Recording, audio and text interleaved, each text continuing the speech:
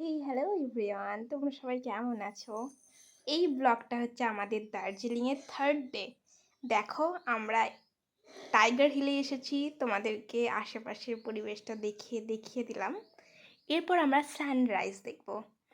অনেক মানুষ এখানে ওয়েট করেছিল অনেকক্ষণ ধরে, কখন সানরাইজ হবে, আর সবাই ফোন, নিজের নিজের ক্যামেরা ফোন অন করেছিল। আর এই দেখো সূর্য। তারপর আমরা আসলাম বাতাসিয়া লুপ। এই প্লেসটা খুব ভালো। এখানে আমি একটা লোক দেখো জামা কাপড় পরার জন্য বলছিল, ওখানকার ওদের ট্র্যাডিশনাল ড্রেস, আর আমিও ওটা পরেছিলাম।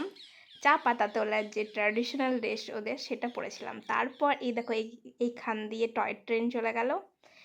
তারপর আমরা এসেছিলাম একটা ছোট্ট রেস্টুরেন্টে, যেখানে আমরা চাউমিন নিয়েছিলাম, যেটা আমার হাজব্যান্ড নিয়েছিল। সকাল থেকে কিছু খাওয়া হয়নি।